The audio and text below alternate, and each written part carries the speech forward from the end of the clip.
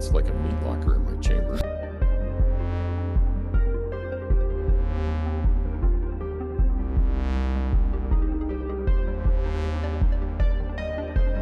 Wake up.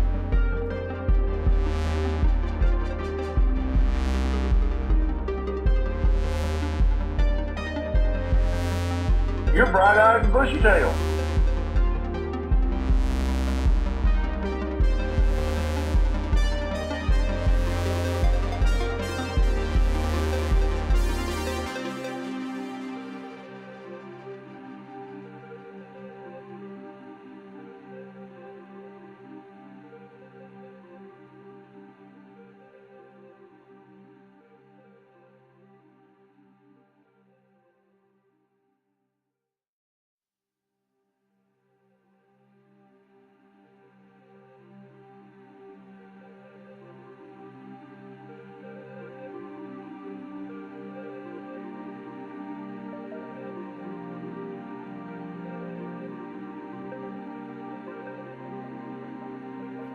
Wake up.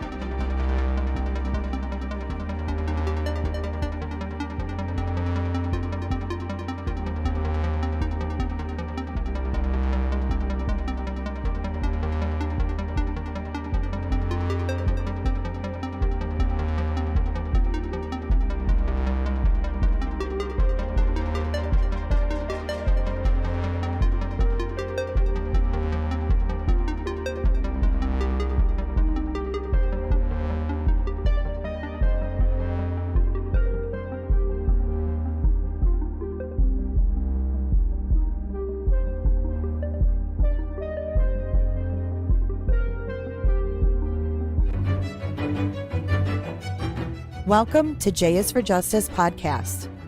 If live breaking news and following true crime is your thing, then please consider subscribing to my channel. And if you like what you see in my videos, please consider giving them a thumbs up.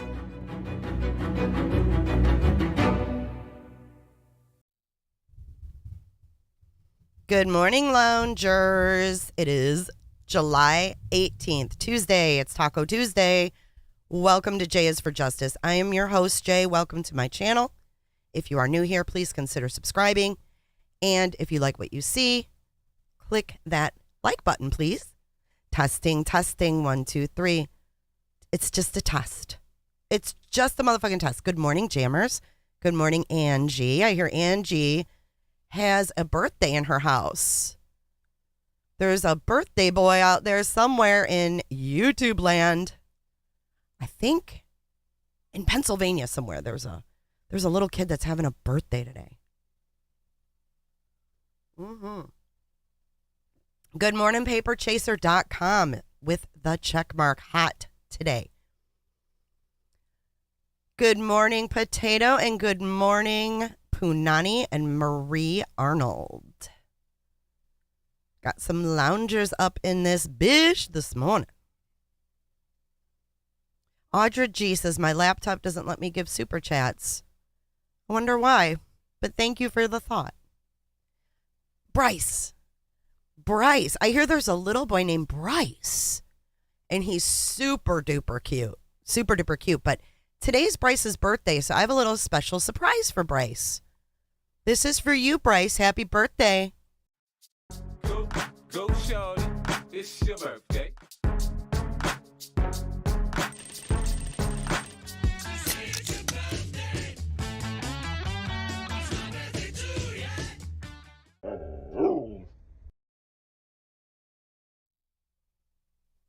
Happy birthday, little guy. I hope you have a great day and make grandma get you something really cool. And make her let you eat all the cake and ice cream your little heart desires. Enjoy your day, Bryce. Your grandma's pretty amazing, I must say. Be the big five. Wow. Next thing, what's he going to be doing next? Getting a job? Going out on the town? Jeez. Good morning, Elisa, and good morning, my good friend Jessica, and my great friend Jenny W. Kim Maple Syrup. Hello. Welcome to the channel, guys. I'm still waking up. That's why I kept saying Wake up. because I need to wake up because I am so tired today, and we had this storm. It's just kind of passing, so I'm still a little groggy, but I was like, I can't let my people down. I gotta read all these nasty details to them. So that's what we're doing. Now, before we begin with the nasty Rex Heuermann documents, we are going to watch this quick little video that was put out last night. Now, get this. This is new. So this just came out last night. Rex Heuermann has family, I believe they said South Carolina, and the investigators went to South Carolina and seized his vehicle. He left his vehicle at a family member's house in South Carolina. So was this dude, like, did he know they were on his trail? Because we didn't get any more information other than really that. But let's listen to this little clip. Details in this. New tonight, we've learned the FBI has searched the Chester property belonging to a family member of the accused Gilgo Beach serial killer Rex Heuermann. His Chevy Avalanche, which was a key piece of evidence in cracking the case, was found at the property and is being taken back to New York for processing. Heuermann allegedly killed 4 women whose remains were found on Long Island, New York, back in 2010. So did he stash it there? Like, what's the deal with that, right? Was he hiding shit? When did he take it there, I wonder? We don't know. Hopefully we'll find out a lot more soon. You know, like all the details, like how did they find this guy? How was he a suspect exactly? I know how they tracked him down once he was a suspect, but they're keeping that little bit of information close to the vest. Or is it close to the chest? Because it's just a test. Okay, so today's topic is Rex Heuermann. Let me get that changed. Did you guys enjoy Daniel yesterday?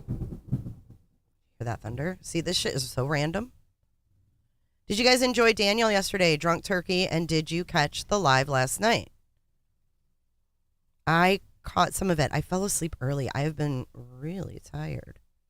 So today we're talking about Mr. Rex. Let's get that changed. And we're going to be going over the last 2 episodes of the ABC podcast later on this week. I just listened to 3 and 4 yesterday, and I saved the key points. So we'll be listening to that. There is some, new little tidbits in episodes 3 and 4 as well. Episode 3 is about Brian Koberger, and episode 3 is the investigation, and episode 4 is about Brian Koberger.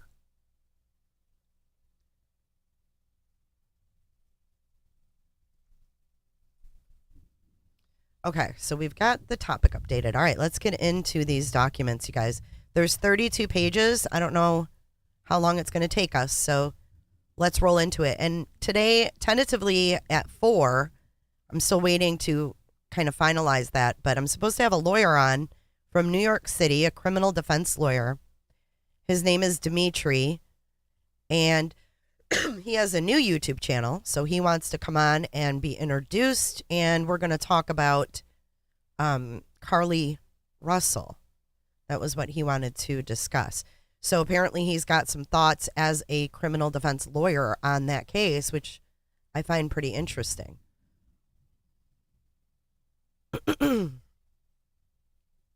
So let's get these documents back up and get right into it, guys.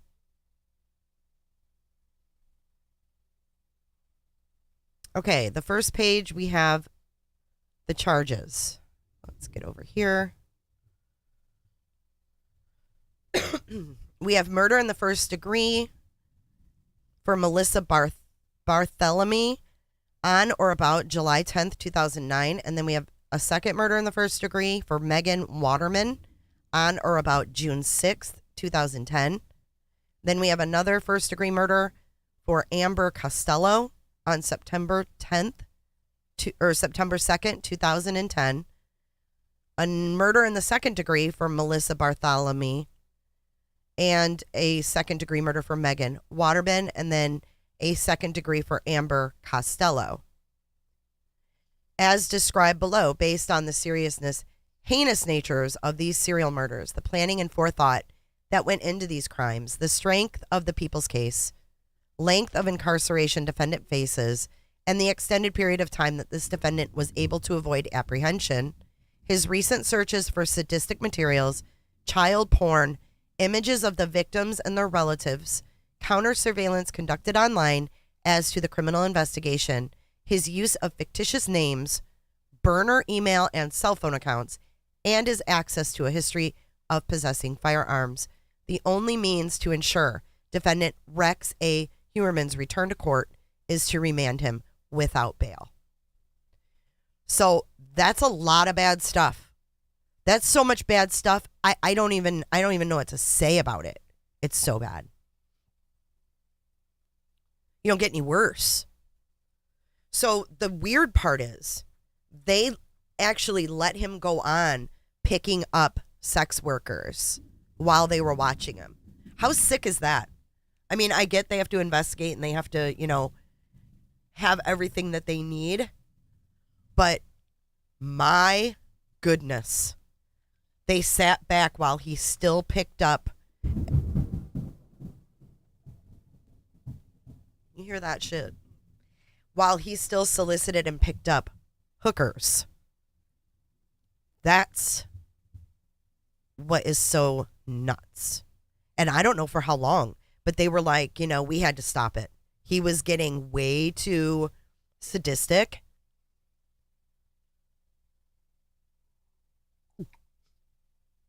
Angie B says, what in the actual beep? For real, what in the actual is going on? But are we surprised, guys? Let's go back in time. Potato, let's take them back in time. Let's go back in the portal. Let's go back in time for a second. And let's remember that back in, what was it? The 60s? That there were studies going on, and our own FBI G-men were feeding Johns LSD and then watching how they performed sex with sex workers. So the G-men were behind a two-way mirror or a glass, and they put LSD in the drink of the Johns. They got these sex workers to work for them. Probably wasn't hard to do to get them to agree. Scared, I'm sure. And they would bring the Johns in, and they would spike their drink with LSD, and then the G-men would watch. Creep town, dude. I mean, when our own G-men are doing this kind of shit, what do we expect of our citizens? Need more slow in a second. I mean, come on. It's nastiness. And they said it was all in the name of... See, God agrees with me. He's like, all of this, you guys, is true.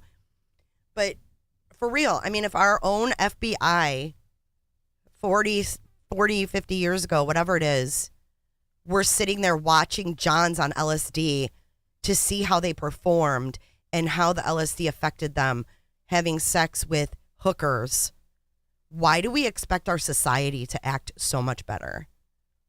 That's what gets me. It's like we have so much expectation for the people in our everyday lives, but our freaking FBI was doing that and worse. You know what I mean? It's crazy town. It's crazy. Okay, so discovery of the victims.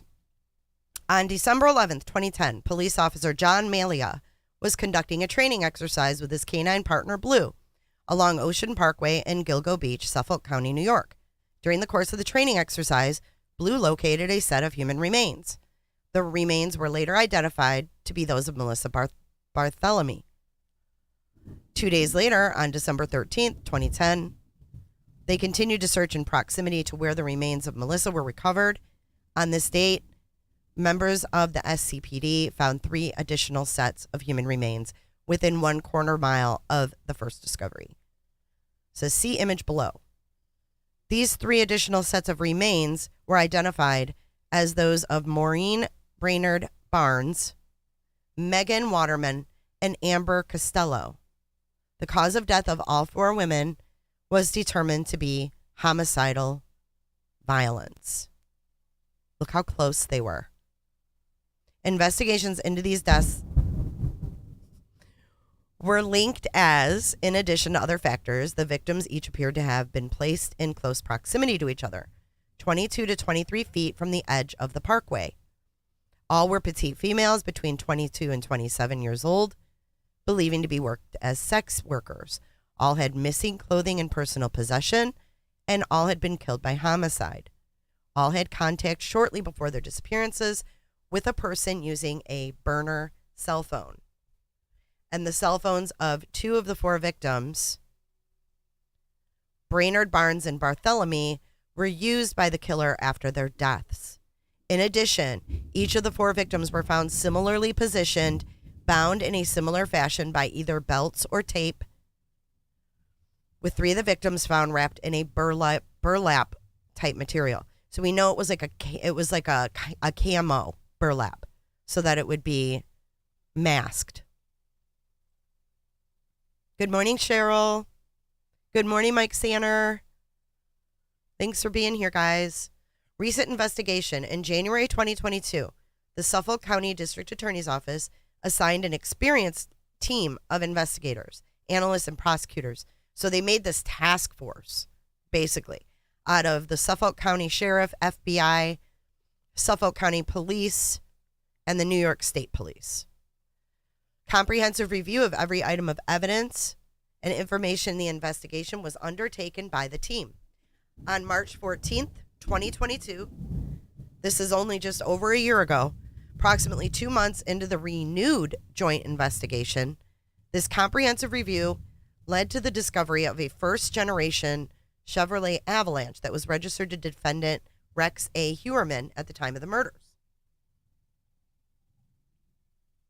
I wonder if he sold that truck to a family member. As described below, this was significant because a witness to the disappearance of Amber Costello identified a first-generation Chevy Avalanche to have been the vehicle driven by her killer. So there's their first connection, is the eyewitness, and then he had that car. But how did they even know who he was? That's what I want to know. This discovery led to a comprehensive investigation of defendant Heuermann, which consisted of over 300 subpoenas, search warrants, and other legal processes to obtain evidence. As discussed more fully below, among the items uncovered were cell phone billing records, burner cell phones to arrange meetings with 3 of the 4 victims, the taunting calls made to a relative of Miss Barthélemy, and a call by a detective to Miss Barthélemy's cell phone while looking into her disappearance, and calls checking a voicemail on Miss Brainerd Barnes' cell phone after her disappearance. He checked her voicemails. He made calls to her relatives, taunting them with her own phone. That would be like Brian Koberger taking Kaylee Gonsalves' phone and calling her parents with it, and harassing and taunting and making them. I mean, can you just imagine what that would feel like?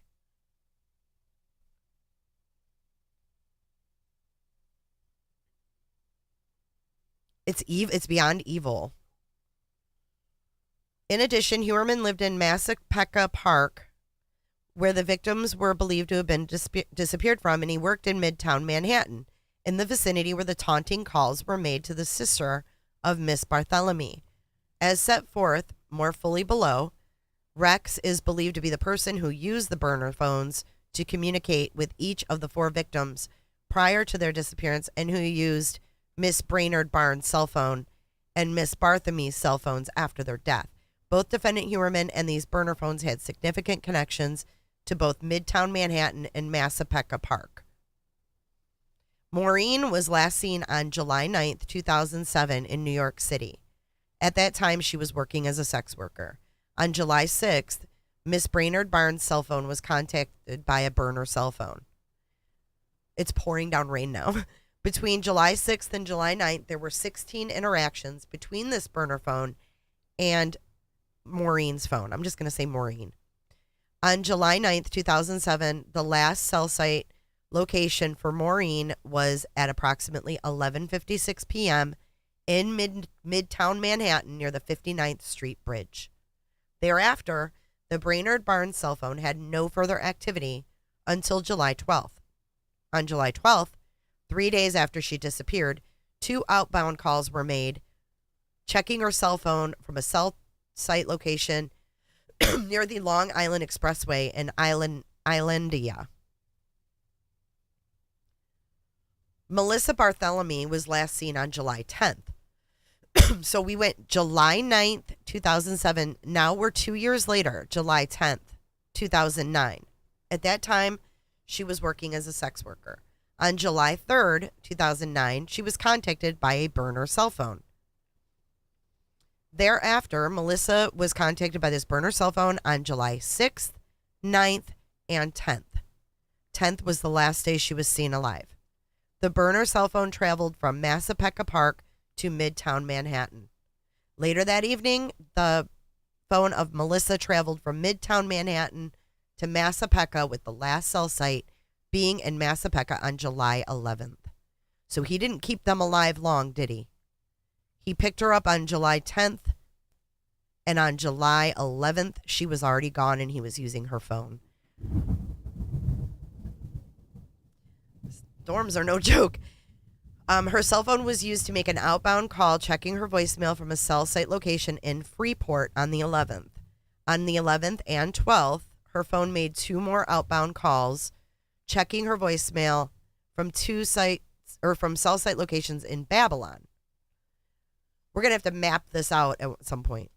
On July 17th, 23rd, 5th, August 19th, and August 26th of that year, the Barthelemy phone made taunting phone calls to Barthelemy's family members, some of which resulted in a conversation between the caller, who was male, and a relative of Melissa, in which the male caller admitted to killing and assaulting sexually Melissa.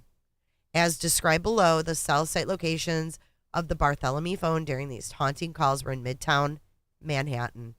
He taunted them for months. Megan Waterman. Megan Waterman was last seen alive at the Holiday Inn in I don't know how to say that, Hapagi, New York, on July 6th, 2010. So fast forward another year. At approximately 1:30 a.m. At the time, she was working as a sex worker.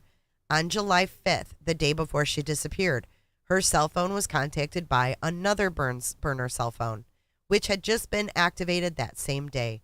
Therefore, the Waterman phone communicated with this burner on July 6th at 1:30 a.m., which is around the time Megan was seen on video surveillance exiting the Holiday Inn for the last time.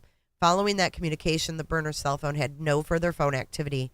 However, cell site records show that her phone traveled to Massapequa Park, with the last cell site location being in Massapequa Park at approximately 3:11 a.m. in the vicinity of the residence of Heuermann. Amber Costello was last seen alive on September 2nd, 2010. So both of these were in 2010. Leaving her residence at 1112 America Avenue in West Babylon. At that time, she was believed to be working as a sex worker. The day before she went missing, her phone was also contacted by a burner cell phone. On September 1st, the burner cell phone had communications with her at 11:33 p.m. and 11:34 p.m. During these conversations, the burner cell phone connected to cell site towers in West Amity and Massapequa Park. Therefore, the burner cell phone traveled to West Babylon in proximity to the residence of Amber Costello and had contact with the Costello phone at approximately 12:05 on September 2nd.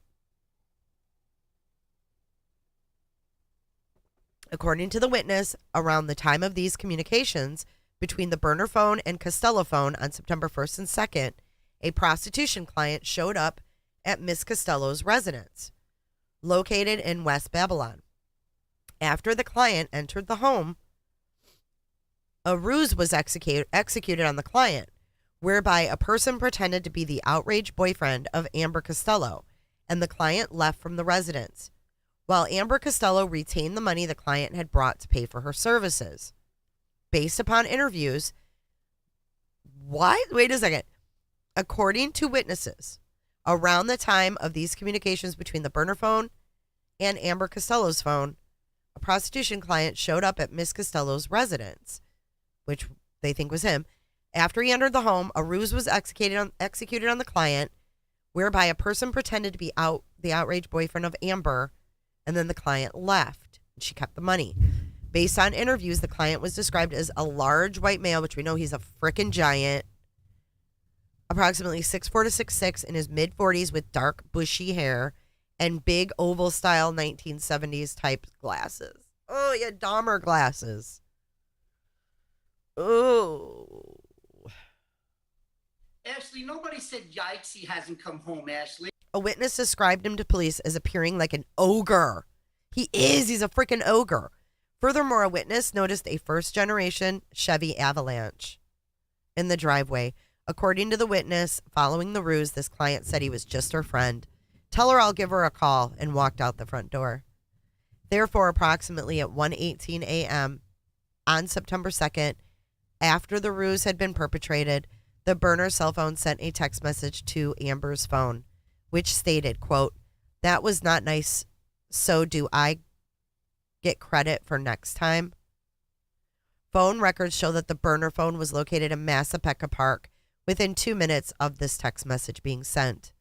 According to a witness, the next day, on September 2nd, Amber was again contacted by the same client that was in the house the night before with the avalanche.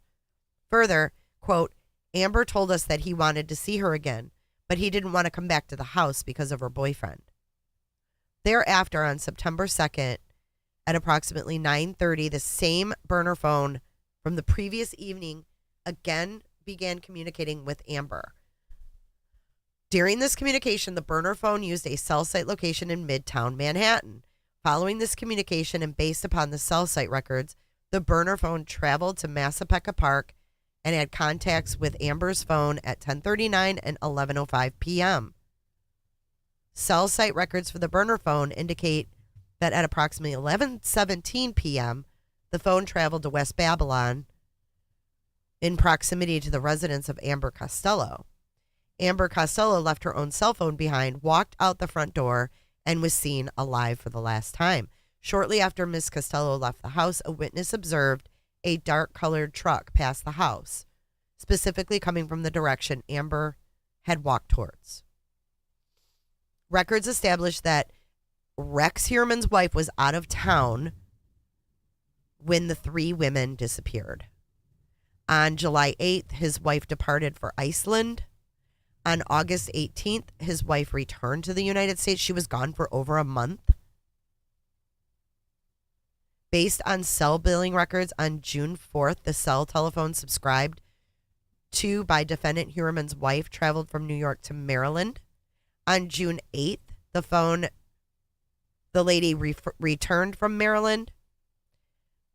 And then it says she was also out of the state during Megan Waterman's disappearance. So he waited for his wife to leave. Based on telephone billing records, on August 28th, 2010, the cellular telephone to Rex's wife traveled from New York to New Jersey. On September 5th, the wife returned from New York to New Jersey. Consequently, the cell phone subscribed by defendant Heuermann's wife was out of New York State during the time of Amber's disappearance. During the times of the disappearance and murders of the victims, defendant Heuermann owned an architectural business located in Midtown Manhattan. And the business was the named subscriber of his cell phone. And his cell phone was active during the time of the murders.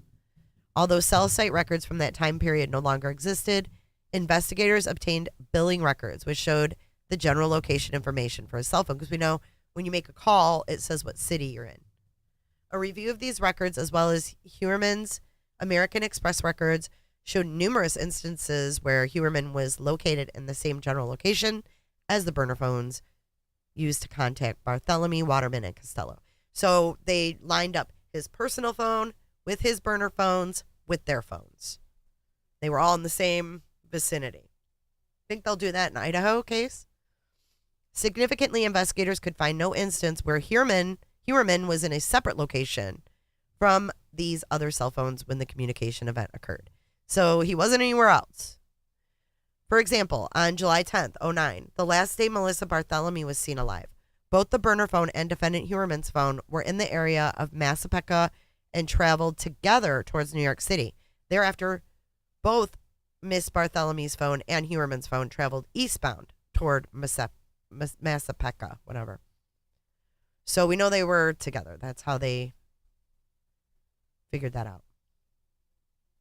Following Miss Bartholomew's disappearance on July 17th, 2009, at approximately 12:40 p.m., a male caller used her phone to call her family. The phone was located in New York City when he made the call, and it was attached to a cellular tower located at 4 Penn Plaza. And this is approximately 2,372 feet from his office space.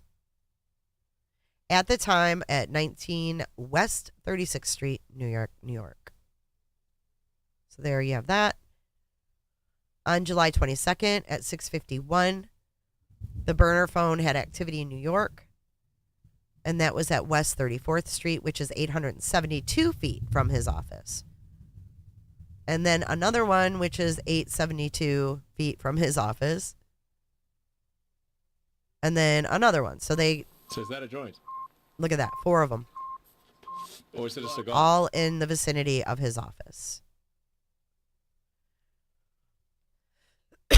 On August 10th, 2009, based upon subpoenas and travel documents, Heuermann departed for Iceland, and all phone activity for the Bartholomew phone stopped.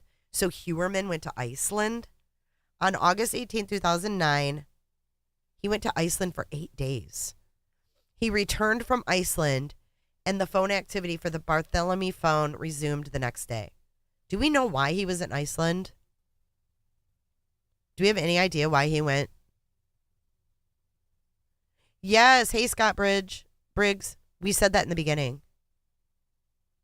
Paper Chaser, thank you so much. Paper Chaser says, piece of shit, lived in a nice neighborhood, but his home stood out because it was a dump. An architect living in a pig pen. Yeah, he was a pig. Massapequa. Thank you, Pearl Strand. Massapequa. Okay, we're going to skip this cell stuff. We're going to get to... Here's additional burner phones. Oh, my God. All right, additional burner phones and online activity associated to wrecks. We're halfway there, guys. We're halfway there. Not too bad. Not too bad. Half an hour, I'll take it. As described herein, over the course of the comprehensive investigation of defendant Heuermann, investigators located a number of online accounts and burner phones, but they were fictitious names and used for illicit activities. American Express records obtained via subpoena revealed reoccurring Google Pay payments made by defendant Heuermann to Tinder. Ugh!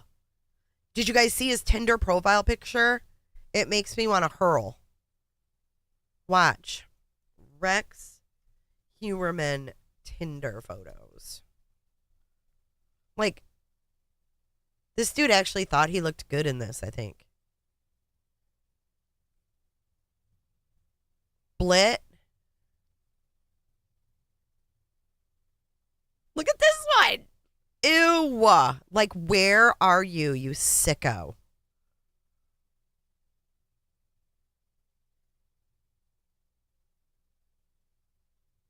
a selfie with the fucking flash and the damn blit. All right, enough of that. Records were then obtained from Tinder, which revealed that Tinder was set up in the name Andy. Heuermann's middle name is Andrew, with links to burner cell phones. It has the number, subscribed in the fictitious name of Andrew Roberts, using an email springfieldman9 at AOL. The Springfield Man 9 at AOL was established on January 15th, 2011, in the fictitious name John Springfield with Astoria, Queens, New York. And then another burner cell phone, which records show has no named subscriber. Records obtained from Verizon showed that Rex's cell phone was used December 11th, 2022, for a period of over 3 hours to access the fictitious Springfield Man 9 AOL account. Similar records obtained from T-Mobile show that the other burner phone was used on multiple dates, including November 8th, to access that account. A review of call records for these two additional cell phones revealed that cell phones were used extensively between 21 and 23 for prostitution-related contacts, either with sex workers or massage parlors. Hold on a second. Gross. up. Wait a minute. Something ain't right.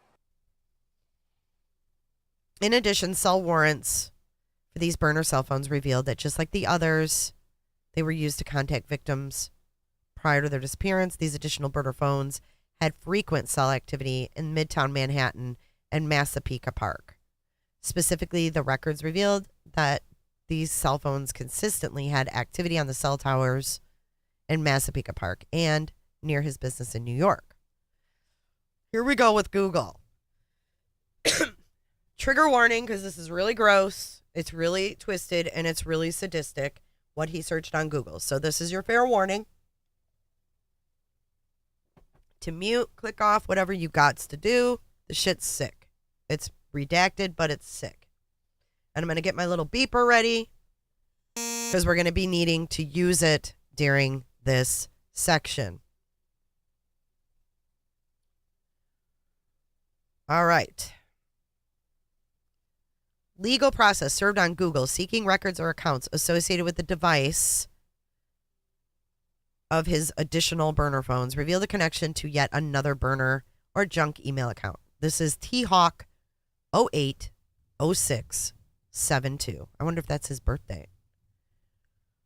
No, he's older than that, isn't he? Hereinafter, the T-Hawk email account. Google records further indicated that the T-Hawk was subscribed in the fictitious name Thomas Hawk. A search warrant revealed that the T-Hawk email associated with burner cell phone, blah, blah, blah, was used to conduct thousands of searches related to sex workers, sadistic, torture-related porn, and child porn. Here we go.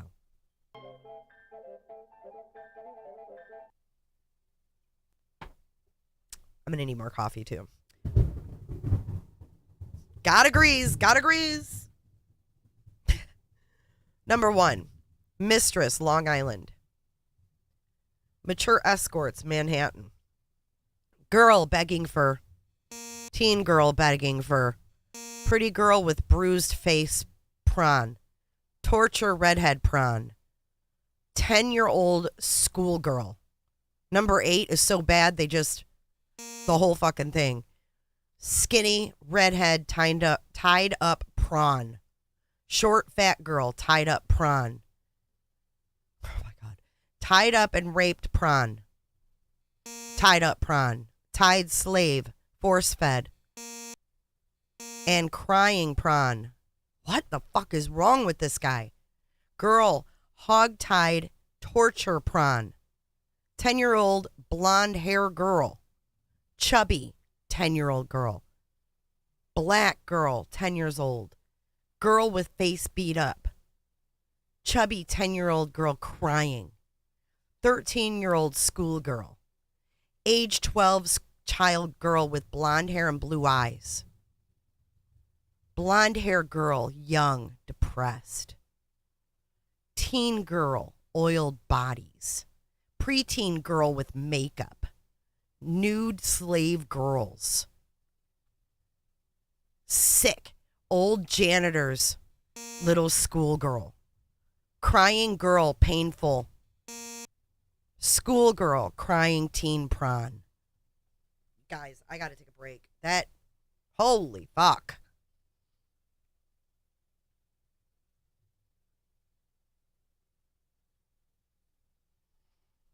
Has he hurt children, guys? I mean, how do you have someone that's searching up 10-year-olds, but he's only unaliving adults? This is the sickest motherfucker I think I've ever heard of in my entire life. I'm sweating.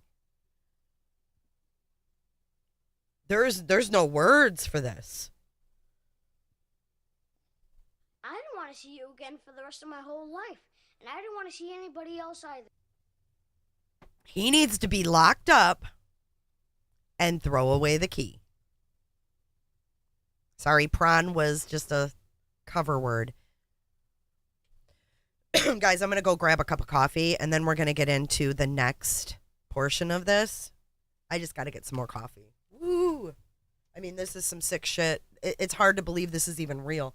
This is the kind of stuff that nightmares are made of. Nightmares are made of this stuff. I'll be right back. Oh, yeah, there was a toddler, Scott Briggs. You're right.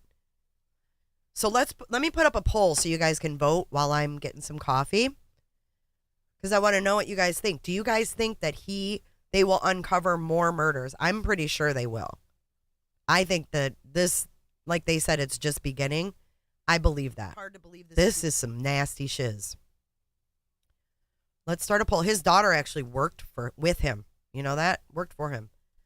Do you think there will be more murders surrounding Rex? Yes, at least 1, 2. I just want to see where you guys stand. I think this could be the many years that this guy was free.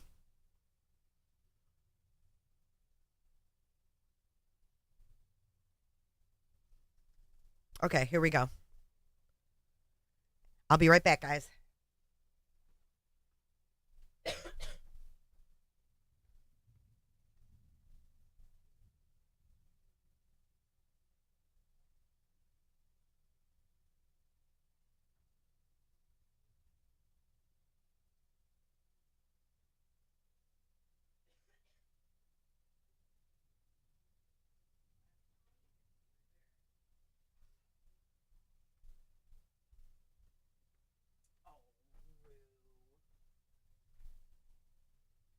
You guys, I left Summer off of doggy cam.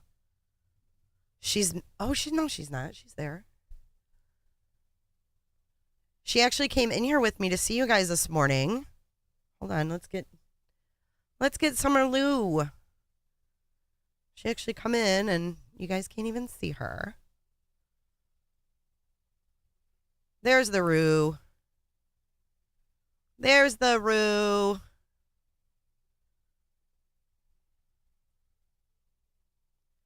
I had to adjust it because the cat's so small and she's so damn big.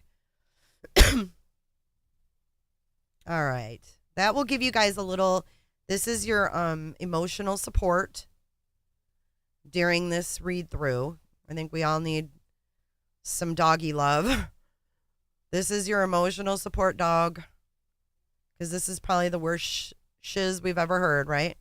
So there she is. Let's get to this. Last of the Mohicans with the coffee, too.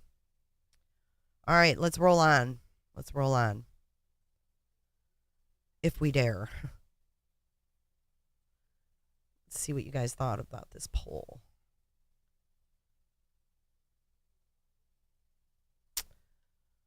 Okay, so 2 to 4.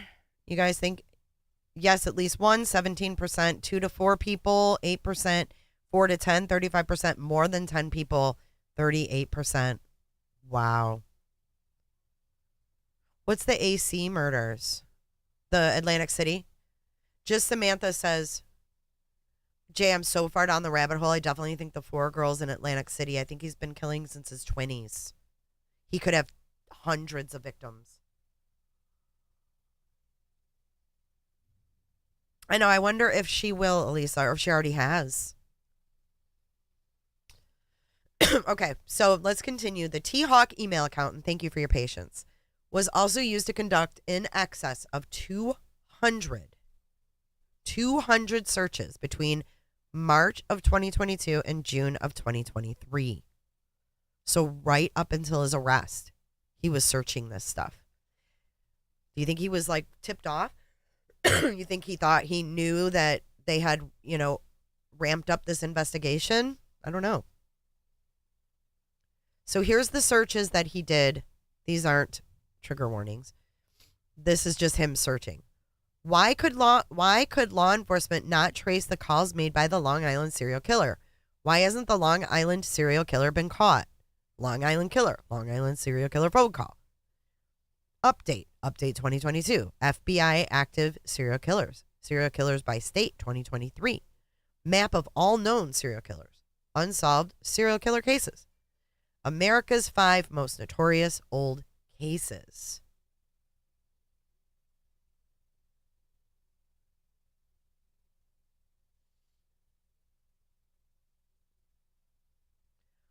Um, 11 currently active serial killers. 8 terrifying active serial killers we can't find, in parentheses. John Bitroff. Who the fuck is that? Yo, who's John Bitroff? Oh, the dude that got arrested. John Bitroff. A carpenter. Oh, a carpenter. He probably had a hammer too.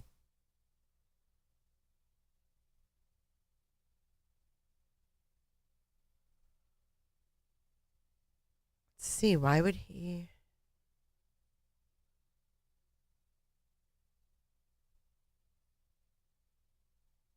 The arrest of Heuermann has drawn attention to Bitroff, a carpenter from Manorville, Long Island. In 2014, Bitroff, however you say his name, a married father residing in Manorville, was taken into custody for the homicides of sex workers Rita Tegretti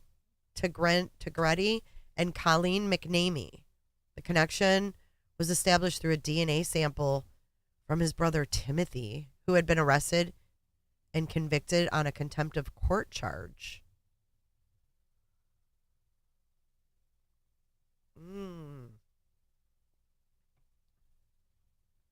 Wow, so is that why maybe he chose that dumping ground? That is so scary. This is from 1990. This is that Bitroff guy. I wonder, did he know him? I wonder, like an architect and a carpenter. I know but he talked about a hammer, remember, Mike? He said that if he could have one tool from his father's toolbox, it would be a hammer. Okay, so Megan Waterman, Melissa Bartholomew, Maureen Brainerd Barnes, redacted name of... Oh, okay, so he looked up their relatives. Cops launch Gilgo Beach Homicide Investigation Task Force. That's why he was getting scared. Mapping the Long Island murder victims inside the Long Island serial killer in Gilgo Beach. The Gilgo Beach Killer Criminal Minds. In Long Island serial killer investigation, new phone technology may be key to break in case. Number 24. The T-Hawk email was also used to search for a number of podcasts or documentaries regarding this investigation, as well as repeatedly viewing hundreds of images depicting the murdered victims and members of their families. Significantly, Rex also searched for and viewed articles concerning the very task force that was investigating him. A search warrant conducted on the fictitious Springfield Man 9 AOL account. You've got mail.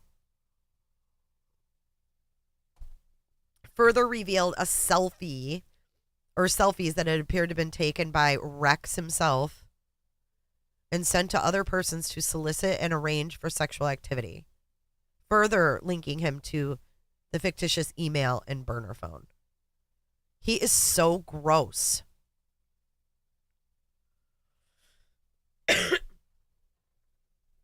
Jenny W. You know, my 7th grade math teacher used to say that. I never had a pencil. I always had to borrow a pencil from him. And I'd be like, Mr. Albrecht, can I borrow a pencil? And he called me Jenny Sue. I have no idea why my middle name's not Sue. But he'd say, for you, Jenny Sue, anything. And he'd go, here you go. It's the last of the Mohicans.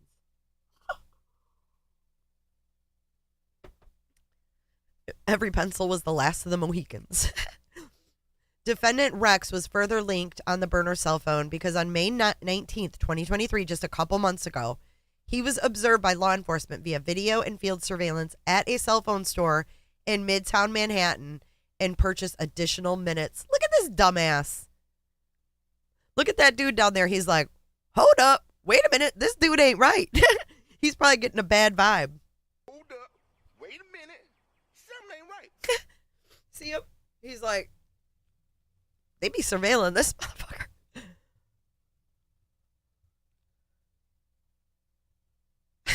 Eminem. You guys, we have an Amaka emoji now. Did you know that, Jammers? Check it. When we have Amaka moments, you guys can just throw Amaka right up in the chat and I will know exactly what you're talking about. And then we also have a new tinfoil hat.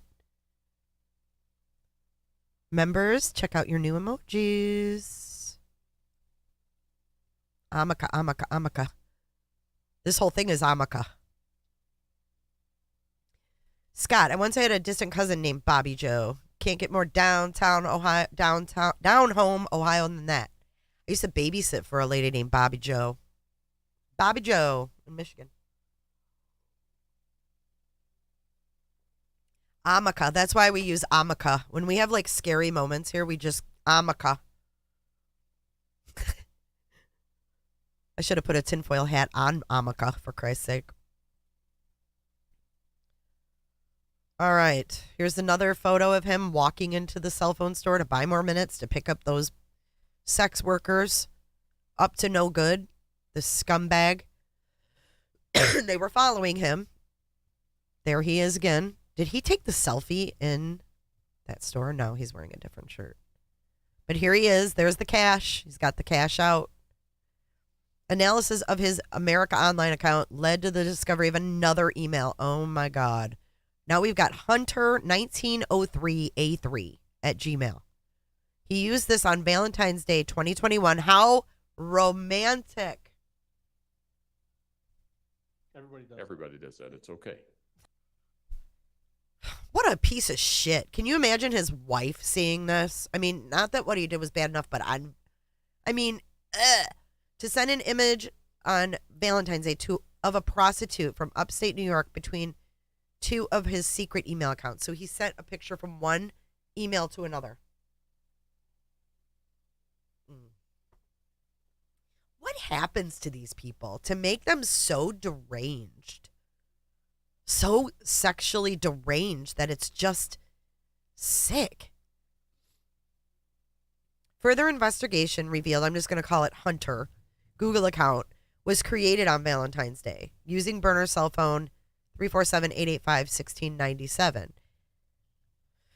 And it was subscribed in the fictitious name Andy Roberts, the same name linked to the target Tinder profile and the other burner. Defendant Heuermann in communications with numerous potential sex partners responding to his advertisements for sex and the fictitious birthday of August 6th, 1972, which corresponds to the digital ending of T-Hawk. So he did some sames. He made the birth date of this fake account August 6th, and then in the T-Hawk, he put August 6th in the actual email. Dummy. Google provided IP address information, which revealed the terms of service were accepted on Valentine's Day from this IP. Significantly, records were obtained from Altice, doing business as Optimum, which is an ISP provider, and they Ooh, it indicated the IP address was his home address. Oh, you're done for. Done for. I had a hard time hearing you. Do you mind pulling your microphone down and then aiming it up at your chin? Based on SCPD records from the official website, gilgonews.com, defendant Heuermann's home IP address was used on May 23rd, 2020 and July 3rd, 2020 to access the official news concerning this investigation. Records obtained from JetBlue also show that the same IP address was utilized to book flights to the Iceland trip. He actually connected to his home Wi-Fi on his burner phones. I have another poll question. This is going to be a yes or no.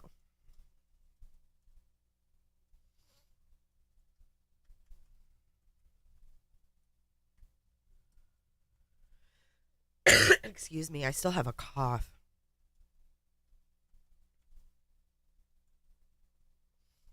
Okay, there you go. Answer that one. Because I think, when analyzing the devices and accounts, there's a clear pattern between the burner phones and the junk email addresses to contact sex workers and sex partners. To conduct extensive searches related to sex and prostitution, violent, sadistic, and child porn, and seek online information about the authorities investigating the crimes. DNA analysis of hairs recovered from the examination of victims' bodies. From Maureen. This is, okay, trigger. This is describing some of their injuries and what he did. Maureen was left restrained by 3 leather belts. One was utilized to tie her feet together. During the examination of the belts, a female human hair was recovered from the buckle. On or about December 18th, 2010, the laboratory...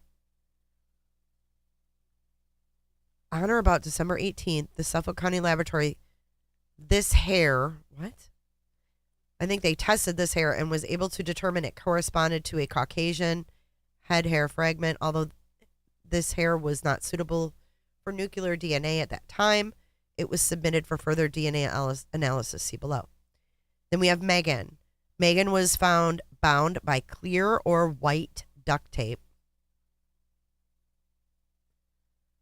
How did they know that? Clear or white? I mean, it's either white or it's clear. During the course of the examination, 2 female human hairs were recovered, one from outside the head area and the other from the tape of the head area. Both hairs were recovered in the vicinity of Miss Waterman's head. Examination indicated the 2 female hairs exhibited Caucasian European characteristics, but were unsuitable for DNA at the time. Amber was bound by 3 pieces of clear or white duct tape. Like, duct tape isn't clear. That's what's confusing me. Like, packing tape is clear. Duct tape is totally different than packing tape. It's weird. A female human hair was recovered on a piece of tape inside the burlap wrapping. And it was unsuitable for DNA at that time. So, as noted above, the 2 female hairs on Waterman and female hair on Barnes and the female hair on Costello were all sent to an outside forensics lab. And they applied DNA techniques and direct sequencing in difficult to solve forensic case. All right, so Forensic Laboratory 1 was able to determine that each of the female hairs recovered on the 3 victims belonged to a female individual in mitochondrial haplogroup K1C2, and that this female was not any of the victims. On or about July 21st, 2022, almost a year ago now, an undercover detective recovered 11 bottles from a trash receptacle that had been left out for collection in front of the residence of Rex Heuermann. They took swabs of said bottles, which were subsequently sent to Forensic Laboratory 1 for DNA profiling. So, a year ago, they collected the trash. And they didn't arrest him yet. Till just now. They did the trash with co-burglar and arrested him within days.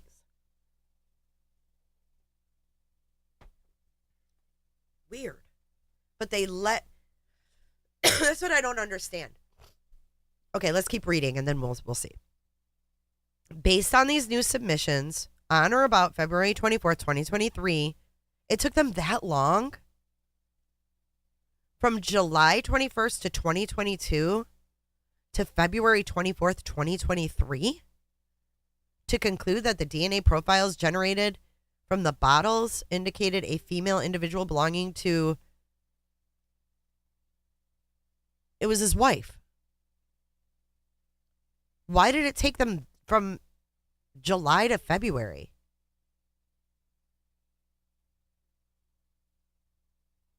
So anyway, his wife matched those hairs. He left his wife's DNA.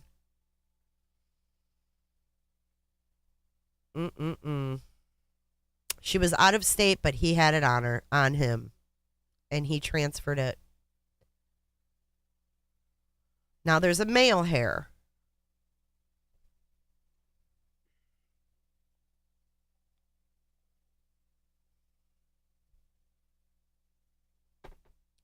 Did you see them carry out a doll that was in a glass case out of his house?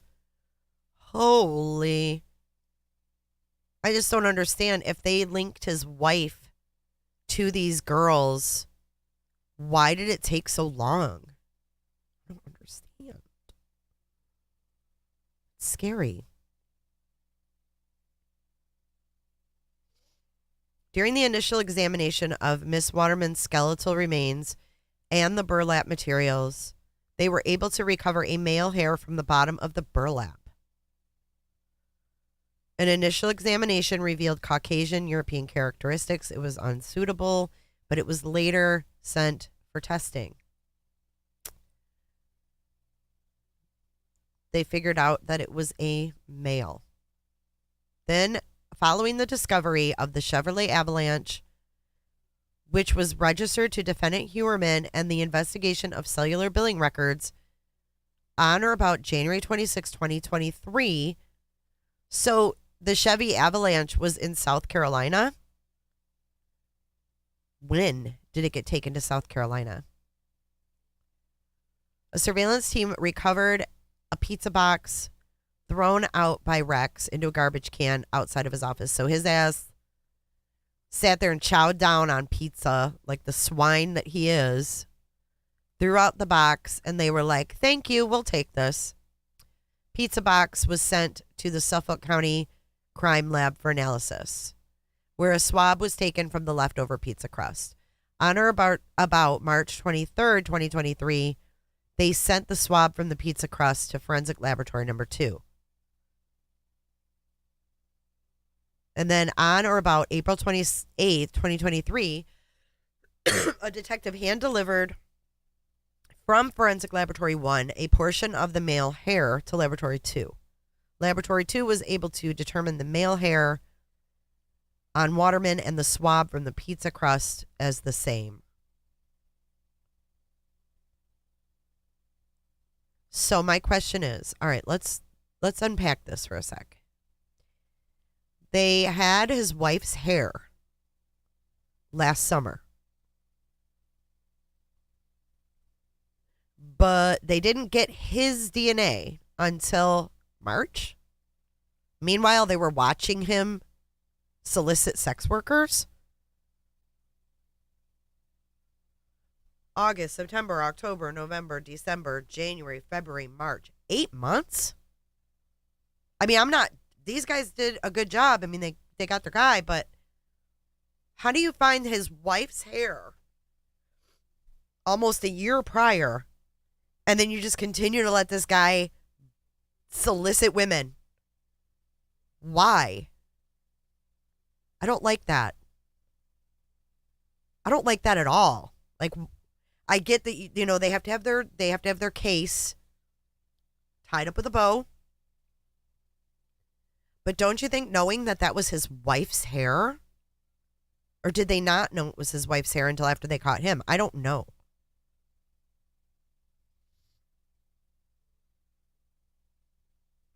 I know, who was the toddler? Like, why? This guy's a sicko. On or about the evening of July 13th, 2023. So they got his DNA back in what? March? And then July, he was arrested. Searches of his residence as well as other locations are currently ongoing. At the time of his arrest, he had the burner cell phone 347-304-2671, which was linked to the T-Hawk email and used to conduct the online searches described above. If convicted on the current charges, Rex faces multiple sentences of life without parole. Based on the serious, heinous nature of these offenses, the strength of the people's case, the life incarceration, the extreme measures this defendant took to avoid apprehension, the recent sadistic and child prawn searches, uses of fictitious names, emailed, cell phone, burner accounts, online counter surveillance, and his access to and history of possessing firearms, the people believe that the only means to ensure the defendant's return to court is to remand the defendant without bail. The end. Thank God. It wasn't as bad as I thought. It was bad, but it wasn't as bad as I thought. He's not going anywhere.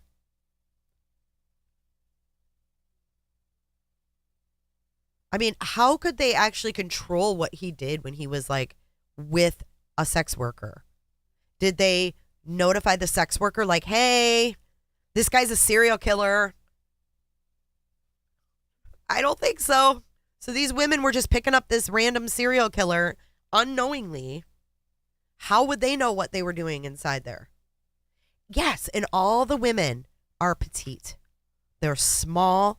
And he's a freaking giant. Look at him.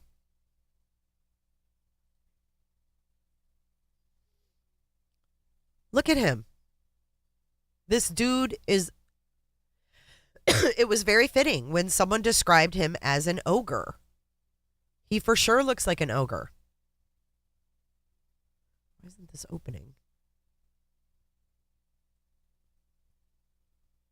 6'6" ogre. Let me see if I can find any other photos of him. That video of him, that interview is terrifying.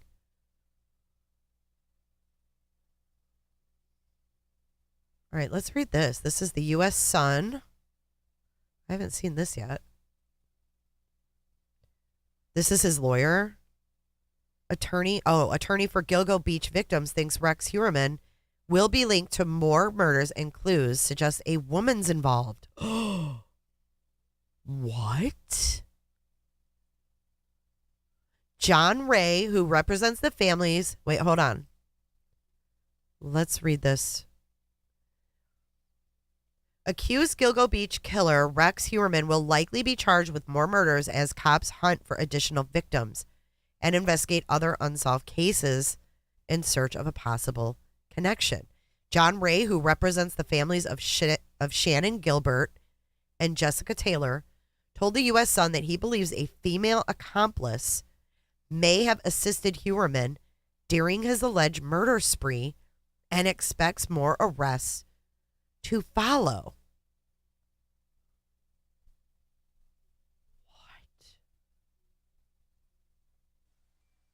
What? Who would have possibly helped him?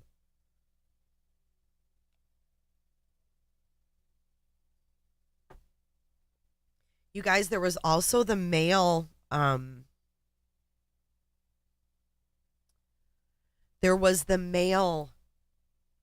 Asian male that was found.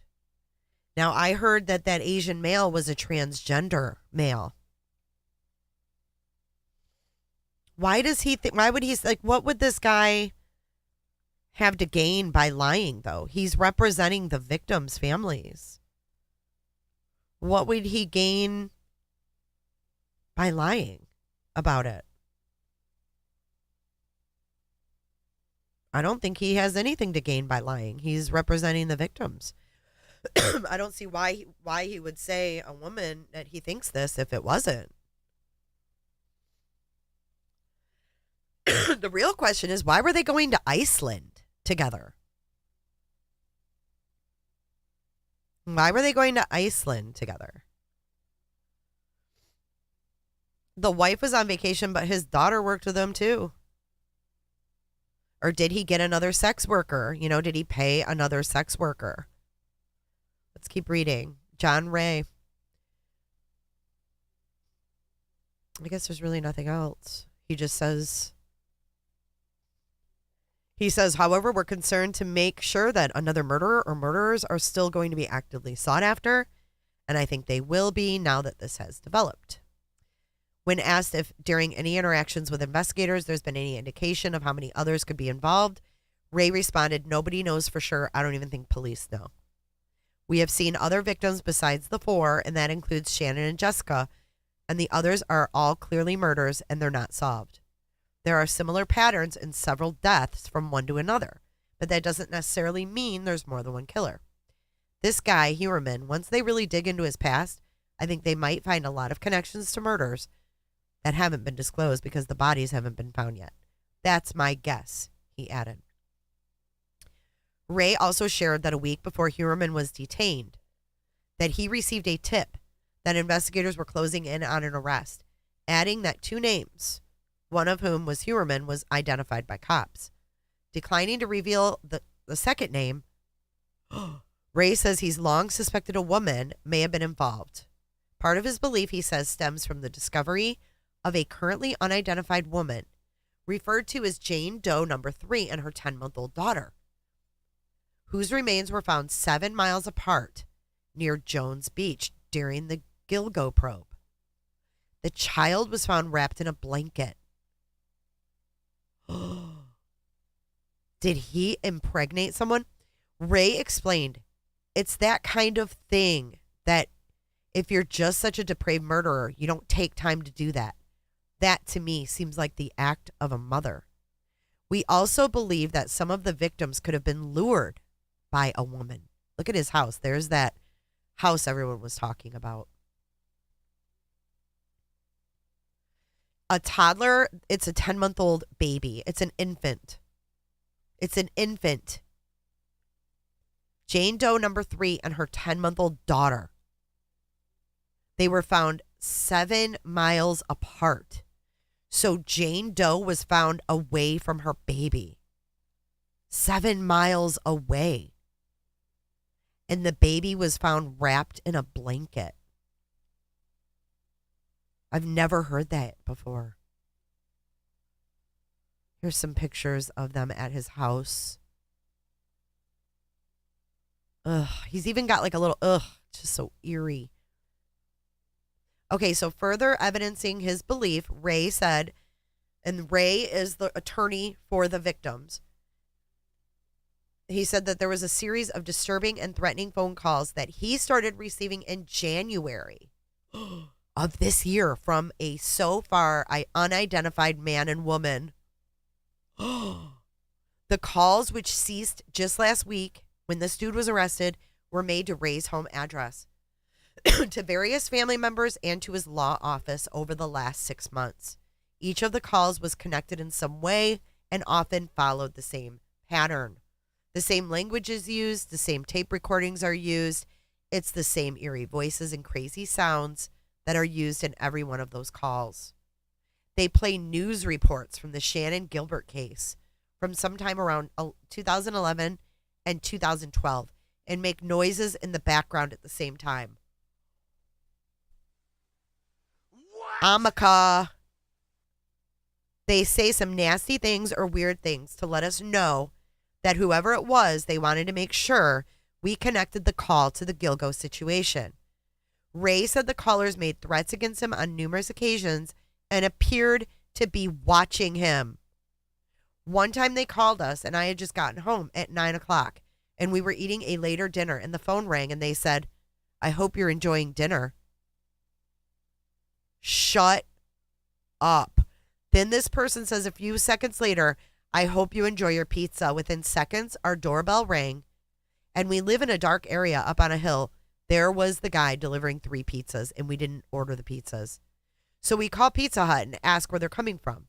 We called the police, and the Pizza Hut person who took the order said it was a woman with a man in the background pretending to choose toppings that had made the call. What? Ray said there is no doubt in his mind that the culprits responsible for the calls are in some way linked to the Gilgo Beach murders. And then Melissa's sister, identified as Amanda, said in March 2020 that in 2009, she received a series of calls from a man claiming to be her sibling's killer, taunting her and describing in depth how he took her sister's life. He knew my name. She was only 15 when she received that call. He knew what I looked like. You guys, this is terrifying. She was 15, and this son of a bitch was calling her, telling her how he murdered her sister.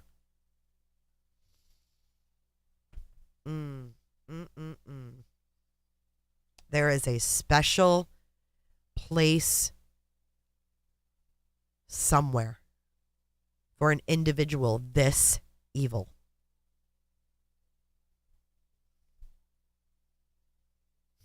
This is what he said to her. Excuse me. He referred to Melissa with a derogatory name that referenced the sex work she did. He killed her, he raped her, and he said, maybe one day I'll tell you where she is. Amanda said she's never forgotten the sound of that man's voice.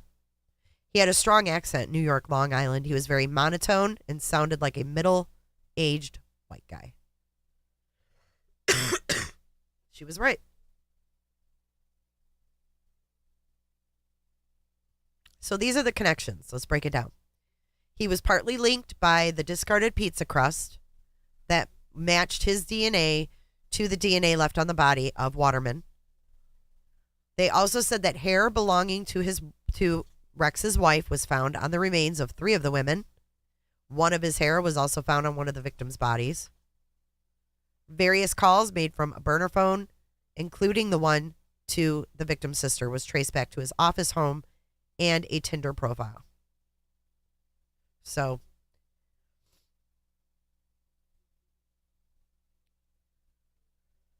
I don't think this guy's lying. I really do think that he heard. Listen to this. This is terrifying. And we're going to listen to this. We're going to look up what was her name? I'm sorry. Which one called 911? Shannann GIlbert. Shannann GIlbert 911. Have you guys listened to this? I haven't listened to it yet. Here we go. This is Shannann GIlbert, who was very intelligent, very beautiful. But this is her calling 911. Let's see what this says about it. It says that cops found the remains of 24-year-old New Jersey sex worker Shannann GIlbert, who disappeared after leaving a client's house close to Gilgo Beach in 2010. She rang 911 for help, saying she feared for her life. The panicked young woman was heard banging on doors and screaming, "They're trying to kill me." In the call made at 4:51 a.m. on May 1st of 2010, she left her house on foot and told dispatchers, "There's somebody after me." She asked the dispatcher, "Can you trace where I am?" But they were unable to, and she was never seen alive again. This is that 911 call. Suffolk County today released those tapes, hoping to help unravel the 12-year-old Gilgo Beach mystery. Today, a bit of a shocking finding. Police now say that they do not believe that Shannann GIlbert's death is a case of murder. But they hope this and other evidence they decided to release today will help them solve what has been a rather embarrassingly long unsolved cases of mass murder, the murders or other kinds of deaths of 7 other people in Suffolk County and 3 others in Nassau County. Eyewitness News reporter Kristen Thorne is live in Brentwood with our lead story tonight. Kristen. Are they going to play it? Police have been saying for quite some time that they weren't exactly sure if Gilbert was murdered. Possible scenario. No, stop it, please. Stop it, please. Please stop it. Please stop it. No. In the 23-minute 911. 23-minute call? She's like, stop it, please. I wonder what he was fucking doing. Stop it, please. Please stop it. Please stop it. No. In the 23-minute 911 phone call released by police from 2010, we hear Shannann GIlbert go from scared for her life to confused. Why are you calling me by my name? What's the matter? Are you okay? What are you going to do? What are you going to do to me? Let's go back to Manhattan. Police say that's the voice of Michael Pack, Gilbert's bodyguard. Police say Pack drove Gilbert to the home of Joseph Brewer in Ocean Beach. Brewer had hired Gilbert, who was a sex worker. At some point during the meeting with Brewer, Shannann reportedly began acting irrational. Who the fuck is Brewer? I thought this was all about this dude. Please, you to the door?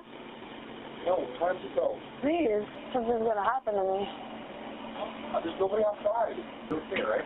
After that, Gilbert runs out of the house. She starts knocking on people's doors. Those people call 911 too. 43 the Bayou. Some woman is knocking at my door. She says she's in danger. The last thing we hear on the call is Gilbert running again.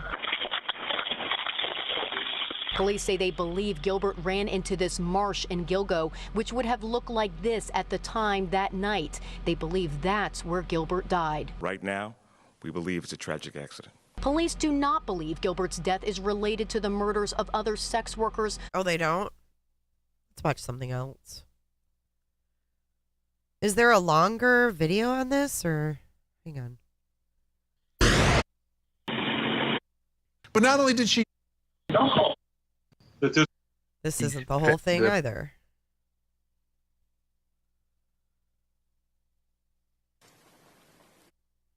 This is from However, a year ago. While tragic, was... Okay, here we go. This is from the press conference a year ago.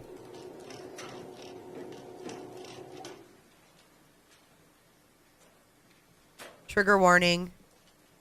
Content warning. I'm going to turn on the captions to help you guys. I'm going to mute. I'm Detective Lieutenant Kevin Byron, the commanding officer of the Suffolk County Police Homicide Section.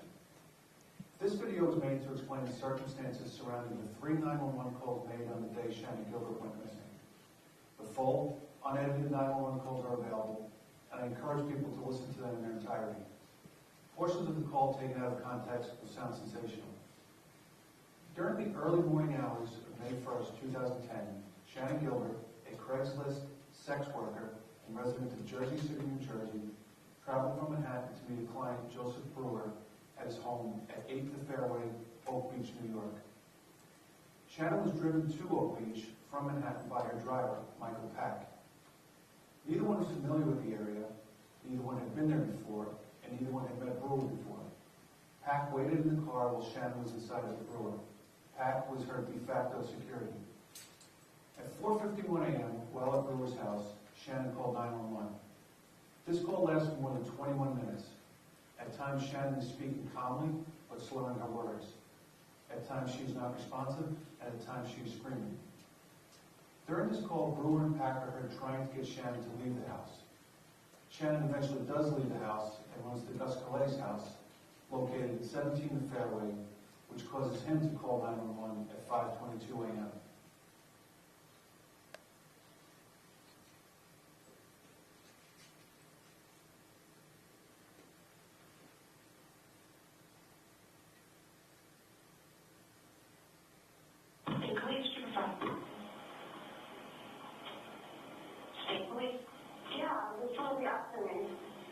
I'm sorry? There's somebody after me. Where are you? There's somebody after me. Okay, where are you?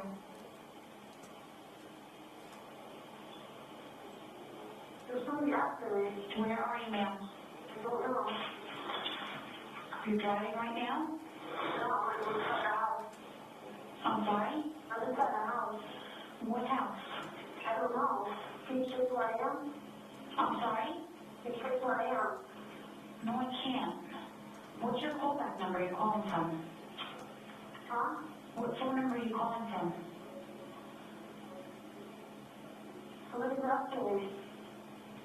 Please. Are you in Suffolk County or Nassau County? I'm in Long Island. Where on Long Island are you?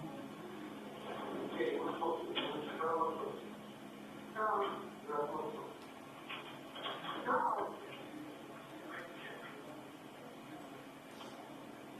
No. No, stop, no.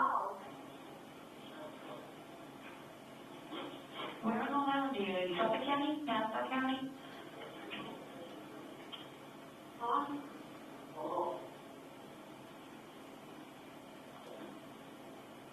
Hi.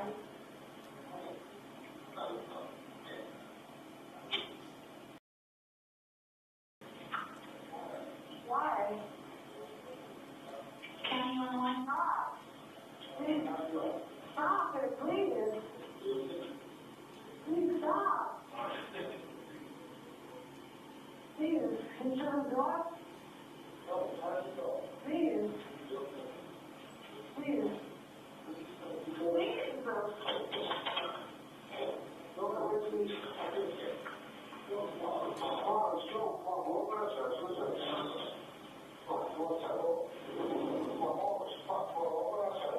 No, please.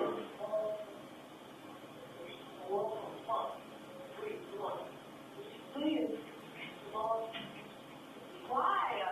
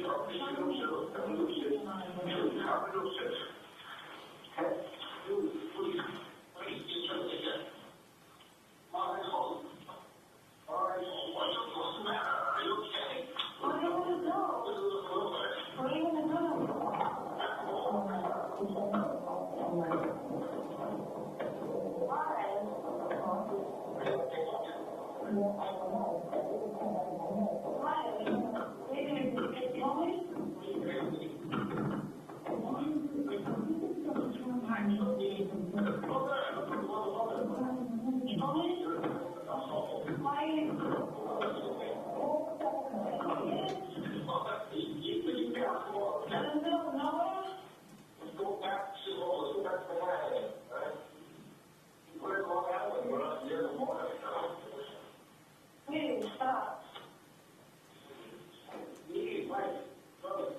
No, stop it, please. Hello?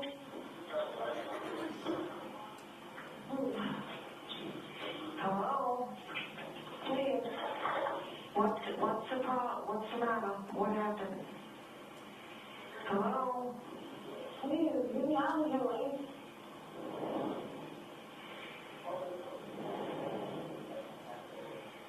Hello? You're being sarcastic about this.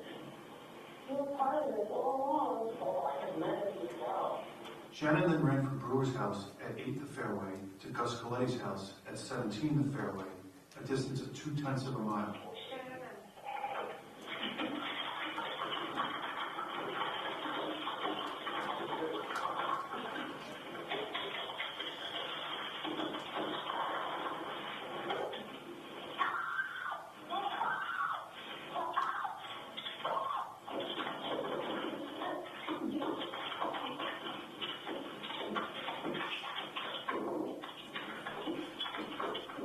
Shannann interacts with Coletti. He invites her inside his home. Shannann.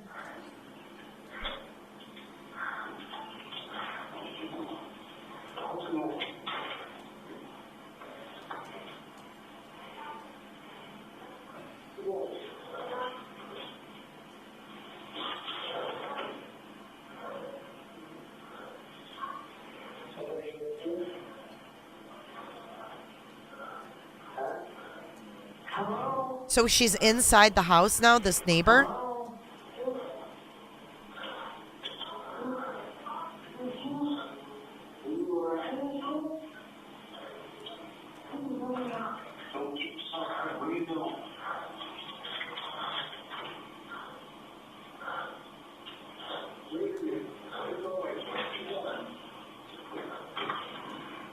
She then runs from Coletti's home, prompting Coletti to call 911. After Coletti's call, Shannann then runs another 0.2 of a mile to another home, 43 The Bayou, prompting a third 911 call made at 5:30 a.m. by Barbara Brennan. Subject, please say something to location of emergency. Yes, this Lavelle Beach in the association. There's a young girl about 14 years old running around here screaming, and there's some guy trying to follow her. What's the address there? I'm at 17 The Fairway. All right, you have a description of the girl and the boy? Pardon me? You have a description of the girl and the boy? The girl is about 14 years old, got blonde hair, very small. The boy, I can't tell, he was into like a Suburban. Color? Black. Did you happen to get a plate number or anything? No, I didn't. Okay, how come on your phone? 4. Are they still on the server? They just went past the gatehouse where the entrance is. What's the name of the company? It's Oak Beach Association. Okay. Hired by Robert Moses. All right, we got somebody over there. I'll be watching. Okay.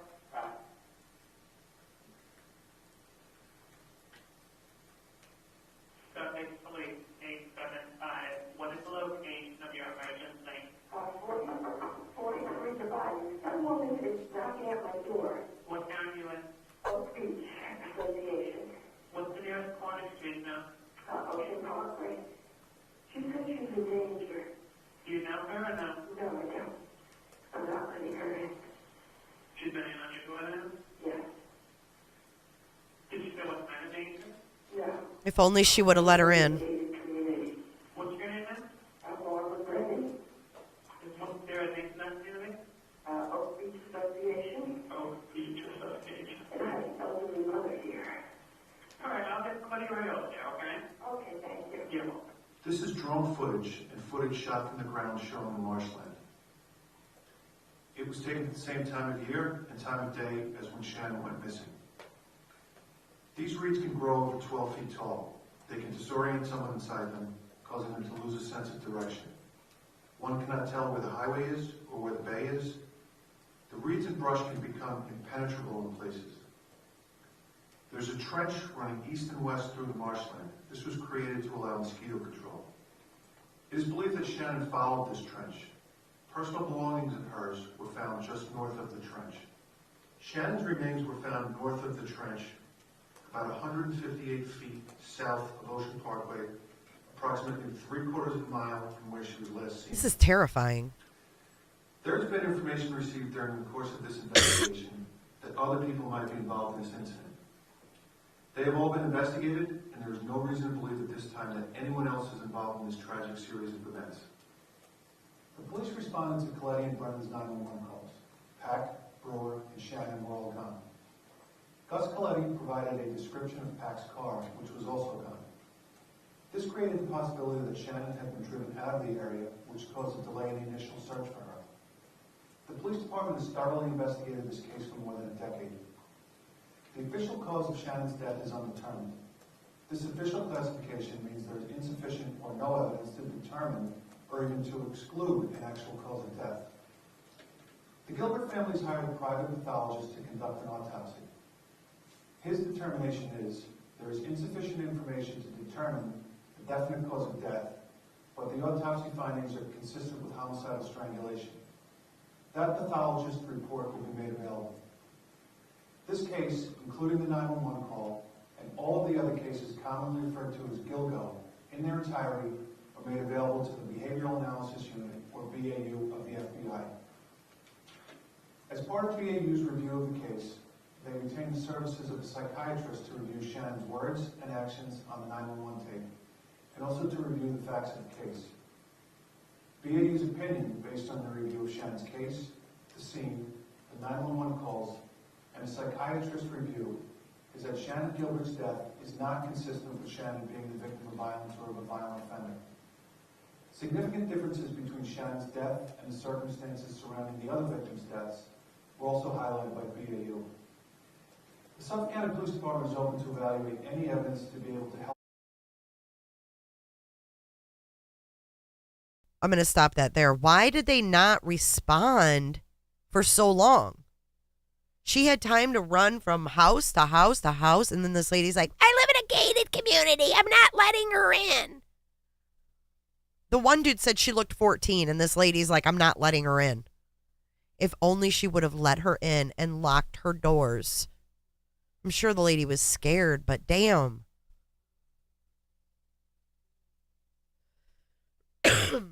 Scary stuff. Was she drugged that night? What happened to her? I have some breaking news on Tucker Carlson. If you guys follow Tucker, apparently he has landed his first advertiser on Twitter for his show, and he has landed a 7-figure advertising deal with a company called Public Square, a shopping app that promotes itself as being the, quote, starting point for conservatives to battle environmental, social, and governance policies. Michael Seifert is the CEO of Public Square, and that is Tucker's new thing. I just got that notification. But this is very, very scary stuff. And I'm sure that there's a lot more that's going to come out. Paper Chaser watched The Long Island Serial Killer, The Lost Girls. That's one of the documentaries on this case. And then there's also the one on Hulu was really good, the first few episodes. And if you follow Web Sleuth, you'll see Trisha from Web Sleuth back in the day on there in the very beginning of this one. It is called, I think it's Unread. Is it this one? Hang on. The Killing Season. I don't know why I keep forgetting the name of that. Here it is right here. Let me make this smaller. It's called The Killing Season. This is what it looks like. It's on Hulu, and the first few episodes are really, really good, guys.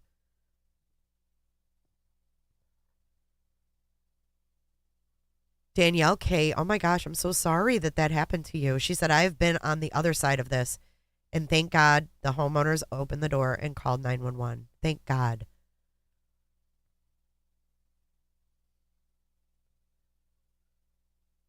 Right. The lawyer thought that there was a woman involved because of the way the baby was swaddled and left.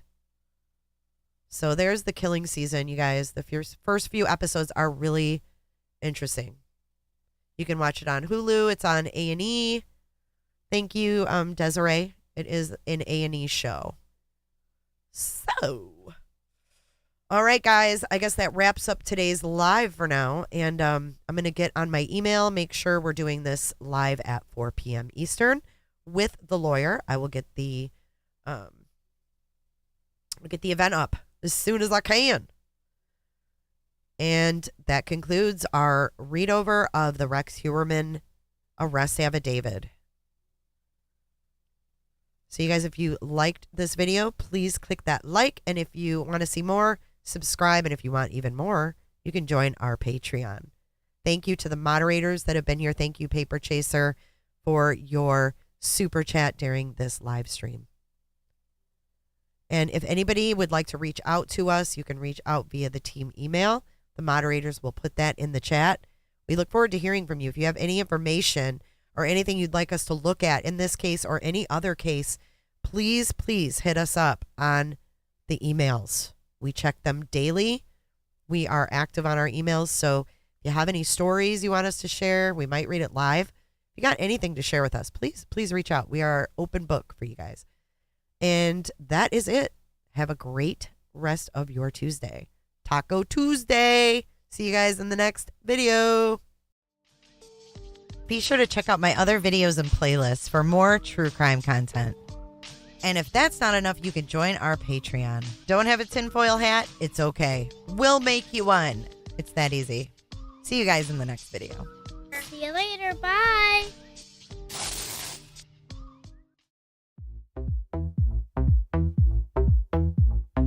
I don't give a damn. I don't really care. For donuts? Meow. Meow. You know Dawn's full of shit. Talk way too much. I have heard enough. Fallout. Problem. You get the fallout. Oh my God. God forbid.